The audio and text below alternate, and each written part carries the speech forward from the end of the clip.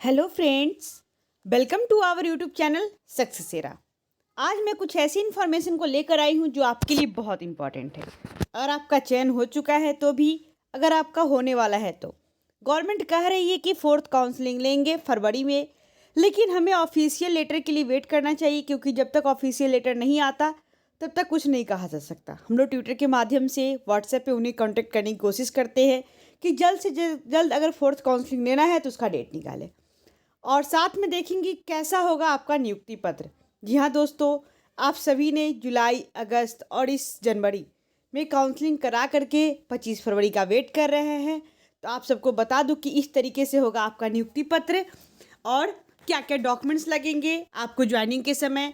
25 फरवरी में ज़्यादा टाइम नहीं है और आज लास्ट 30 फरवरी है, तो दोस्तों आपके पास मात्र, कहते हैं ना, उधर का 25वें दिन को छोड़ देते हैं तो 25 दिन हमारे पास टोटल बचा हुआ है। तो ये 25 दिन लग रहा है जैसे 25 साल जैसे हो रहा है, क्योंकि सबको इंतज़ार है 25 फरवरी का।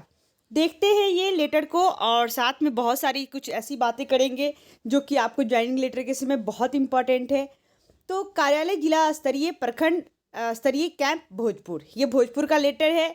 हाँ, ये लेटर ओल्ड जरूर है, लेकिन सेम लेटर आपको मिलेगा और यहाँ पर नाम, रोल नंबर वगैरह को हाईलाइट कर दिया, मतलब वो छुपा दिया गया है, क्योंकि किसी के पर्सनल चीज़ों को शेयर नहीं करना चाहिए। ठीक है, तो ये है जिला स्तरीय प्रखंड स्तरीय कैंप में शिक्षक नियोजन हेतु नियोजन पत्र। नियोजन इकाई का नाम प्रखंड पीरो है और 7 का है, ये 15/2/2014 का है कैंप जो लगा था। ठीक, यहाँ पे आपका नाम रहेगा, सेवा में श्री, सुश्री, श्रीमती। आपको पता ही ये तीनों जो टाइटल किसके लिए यूज होता है। मेधा क्रमांक, आपका जो मेधा क्रमांक होगा सो। पात्रता परीक्षा का रोल नंबर, आपने सीटेट दिया, बीटेट दिया, उसका रोल नंबर हो जाएगा। पिता या पति का नाम, जन्म तिथि और आपका पता, ये आपके हो गए पर्सनल इन्फॉर्मेशन। ठीक है, देखिए कितने अच्छे तरीके से डेडिकेट किया जाता है। प्रसन्नता पूर्वक सूचित कर रहा है कि, मतलब आपको वो सबसे पहले बधाई दे रहे हैं, उसके बाद आपको सूचित कर रहा है कि आपका वहाँ पे चयन हो गया। ऑब्वियसली ज्वाइनिंग लेटर है तो खुशी की बात है ही दोस्तों। तो प्रसन्नता पूर्वक सूचित करना है कि प्रखंड पीरो के क्षेत्राधीन विद्यालय के अंतर्गत जिला परिषद, नगर निगम, नगर पंचायत शिक्षक, आपका जहाँ पे सिलेक्शन होगा, जिला परिषद में होगा वहाँ, नगर में होगा, नगर निगम और पंचायत के लिए होगा तो वहाँ बेसिक ग्रेड, अगर आपका 1 to 5 में है तो बेसिक हो जाएगा, 60 में है तो वहाँ पे आपका अलग हो जाएगा, मतलब आप वहाँ पे सोशल साइंस के लिए आ जाएंगे। बेसिक ग्रेड कोटि यूआर, आप जिस कैटेगरी में जाएंगे, यूआर है, यूआरएफ है, ईडब्ल्यूएस है, बीसी है, ईबीसी, सबका अपना कैटेगरी रहेगा जिस पे आपका चयन हुआ है। ये नहीं कि आप बीसी है और आपका यूआर में चयन हुआ तो यूआर नहीं लिखाएगा, बीसी लिखाएगा, नहीं, आपका यूआर ही लिखा है, क्योंकि आपका सिलेक्शन यूआर कोटी से हुआ है। ठीक है, इसलिए आप ये सारी चीज़ को थोड़ा सा ध्यान रखेंगे। बेसिक ग्रेड कोटि यूआर नियत मानदेय यहाँ पे 900 है। कक्षा 1 to 5 विषय सामान्य, आप सभी को पता है कि 1 to 5 में सामान्य विषय हो जाता है, 6 to 8 में हम अलग अलग सब्जेक्ट के हो जाते हैं।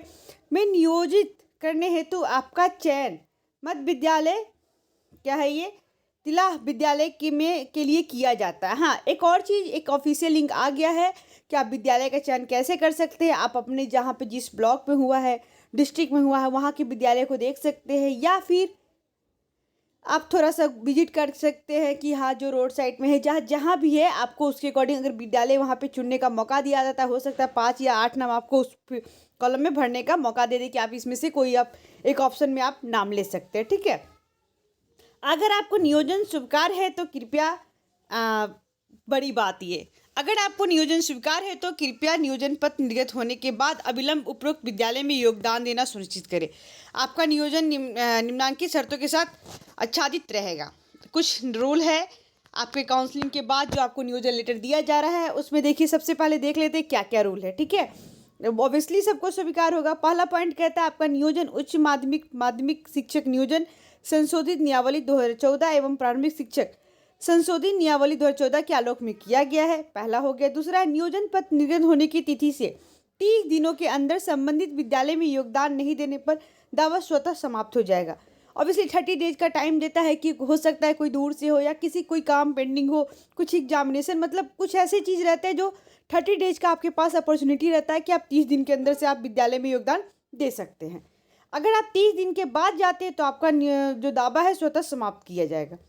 थर्ड पॉइंट है योगदान के समय सिविल सर्जन द्वारा प्रदत्त स्वास्थ्य संबंधित प्रमाण पत्र देना होगा।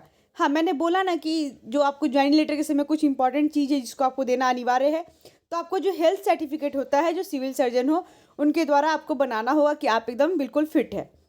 चौथा कहता है पॉइंट विद्यालय प्रधान स्वयं नियोजन पत्र की संपुष्टि नियोजन इकाई से शीघ्र यथा 3 दिन के अंदर कराने के उपरांत अभ्यर्थियों का योगदान सुनिश्चित करेंगे।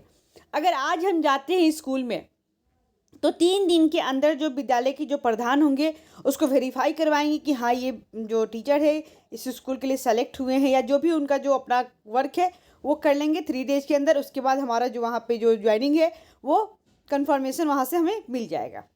5वां पॉइंट देखते हैं प्रधान विद्यालय द्वारा सभी प्रकार के प्रमाण पत्रों अंक पत्रों के मूल प्रति के अवलोकन के उपरांत ही योगदान कराया जाएगा। जो हमारा जो मार्कशीट है और जो मेरा क्या बोलते हैं सर्टिफिकेट है, प्रमाण पत्र और अंक पत्र, वो सारी चीज़ जो ओरिजिनल आपका तो पहले जितने भी जो आपने टेक्निकल डिग्री किया है जैसे ये डीएलएड हो गया, बीएड हो गया, जो भी बीटीसी है, जितने भी प्रशिक्षण का किया वो तो पहले जमा है। अब हो गया ये जो मूल प्रमाण पत्र और अंक पत्र है ये मैट्रिक, इंटर, बीए, इन सभी चीज़ों का जो आपसे नहीं लिया गया है तो उसके प्रमाण पत्रों का जो मूल प्रति है और वो चीज़ देखेंगे ओरिजिनल के साथ साथ जीरोक्स भी अपने साथ रखना है, जो आपको वहाँ से जो मांगा जाए आपको देना है। छठा पॉइंट कह रहा है विद्यालय प्रधान सभी प्रकार के प्रमाण पत्रों अंक पत्रों की स्व अभिप्रमाणित छाया प्रति मूल प्रमाण पत्रों से मिलान कर अपने कार्यालय में सुरक्षित रखेंगे ताकि उनकी जांच कराई जा सके। अब तो गवर्नमेंट जो जांच कर ली सो कर ली, अब लेकिन अब जब जिस विद्यालय में जा रहे हैं वहाँ के जो हेड होंगे उनका भी एक दायित्व बनता है कि हमारे विद्यालय में जो शिक्षक आए हैं उनकी हम अच्छी तरीके से जाँच करें। इसलिए सभी प्रकार के जो प्रमाण पत्रों हैं अंक पत्रों के स्वतः स्व-प्रमाणित छाया प्रति मूल प्रमाण पत्र से मिलान कर अपने कार्यालय में सुरक्षित रखेंगे ताकि उनकी जांच कराई जा सके। प्रमाण पत्रों की जांच, हाँ 7वां पॉइंट देखते हैं प्रमाण पत्रों की जांच के क्रम में किसी भी स्तर या पर फर्जी या गलत पाए जाने पर नियोजन रद्द करते हुए भुगतान की गई राशि एकमुश्त वसूली की जाएगी और कानूनी कार्रवाई की जाएगी। यही होता है जो डिक्लेरेशन देना होता है स्व प्रमाणित करके हम किसी भी द्वारा किसी भी आलोक में किसी भी परिस्थिति में अगर हम गलत पाए जाते हैं, हमारा डॉक्यूमेंट्स हो या कुछ भी हो, तो हमें इस नियोजन इकाई हमें इस जॉब से बर्खास्त किया जाएगा और जितना जो राशि हमने अभी तक कलेक्ट किया उस सब का भुगतान करना मेरी जिम्मेदारी होगी। ये चीज़ मेन रहता है जो आपको देना पड़ता है एफिडेविट करवा करके। और देखिए प्रखंड विकास पदाधिकारी पीरो भोजपुर दिनांक 15/2/2014 जिला प्रतिलिपि जिला शिक्षा पदाधिकारी भोजपुर प्रखंड विकास पदाधिकारी प्रखंड शिक्षा पदाधिकारी पीरो। नियोजन इकाई का नाम पीरो है। विद्यालय के प्रधानाध्यापक को सूचनार्थ एवं आवश्यक कार्यरत प्रेषित। इस लेटर के बाद जो हमारे स्कूल के जो प्रिंसिपल होते हैं उनका कार्य शुरू हो जाता है, जो उनको करवाना है, यानी डॉक्यूमेंट वेरिफिकेशन हुआ, किसी भी तरीके से नियोजन इकाई से वेरीफाई करवाना कि हाँ ये टीचर्स यहाँ के लिए सेलेक्ट हुए हैं या नहीं है, या फिर जो भी इंफॉर्मेशन है ये उनका मूल कार्य हो जाता है। और अभी जो नया अपडेट आया है उसमें आपको एक चीज़ और बता दूं, यहाँ पे तो कोटी वगैरह सब हो गया, डॉक्यूमेंट्स ये सारा चीज़ हो गया, तो कुछ इसी तरह से हमारा जो होगा ज्वाइनिंग लेटर होगा जो कि बहुत इम्पॉर्टेंट है और ये मिशन है हमारा 25 फरवरी को। तो देखते हैं दोस्तों, ये सारी चीज़ आपके पास एक कैरेक्टर की बात नहीं की गई, चरित्र प्रमाण पत्र तो उसे बनवाने की आवश्यकता नहीं है। सारे डॉक्यूमेंट्स जितने आपने फॉर्म में लगाए हैं सारे डॉक्यूमेंट्स आप अपने पास रख लेंगे, जो ओरिजिनल कैंप में जो जमा हुआ था सो छोड़कर बाकी सारे ओरिजिनल रख लेंगे अपने पास। और साथ में जो आप जिस कैटेगरी से गए हैं ईडब्ल्यूएस हो या जो भी कैटेगरी आपको जिसका लाभ लेना है, अगर आपको नियोजन में लाभ मिला है तो, अगर नहीं मिला है तो फिर कोई बात नहीं है, क्योंकि जो काउंसलिंग हुई है अगर उसमें किसी चीज़ का आपको लाभ मिला है तो वो पेपर आपके पास होना चाहिए, क्योंकि ज्वाइनिंग के समय आपसे वो सारे पेपर देखे जाएंगे और लिए भी जाएंगे उसकी छाया प्रति। तो और आप हेल्थ सर्टिफिकेट बनवा लेंगे, बाकी सारी चीज़ तो आपके पास है ही ऑलरेडी। तो 25 फरवरी के लिए आप लोग रेडी रहे दोस्तों। और ये बहुत अच्छी इन्फॉर्मेशन थी, क्योंकि ज्वाइनिंग के समय आपको ये सारी चीज़ पता होनी चाहिए कि हमारा क्या है कैसे है। आपको जो रिसीविंग मिला होगा ब्लॉक स्तर से उसमें ये सारा इन्फॉर्मेशन दिया होगा कि आपका किस पोस्ट के लिए किस जगह के लिए काउंसलिंग हो रहा है। हाँ, लेकिन विद्यालय आवंटन नहीं किया गया होगा। विद्यालय आवंटन वहाँ पे किया जाएगा जब आपको ज्वाइनिंग लेटर दिया जाएगा।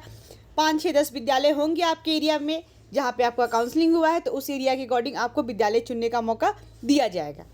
तो ये information I hope you guys आपके लिए इम्पॉर्टेंट हो, क्योंकि ये बहुत बड़ी इन्फॉर्मेशन है और मैंने आप लोग को बता दिया कि किस तरह से आपका ज्वाइनिंग लेटर होगा, क्या होगा, और बहुत अच्छी चीज़ है। आप सभी इसके लिए प्रिपेयर हो जाएं। और थैंक यू दोस्तों, इस चैनल पे बने रहे, इसे लाइक करें, सब्सक्राइब करें, शेयर करना बिल्कुल ना भूलें, अपना वैल्यूएबल कमेंट हमें ज़रूर दें। Thanks for watching this video. Thank you.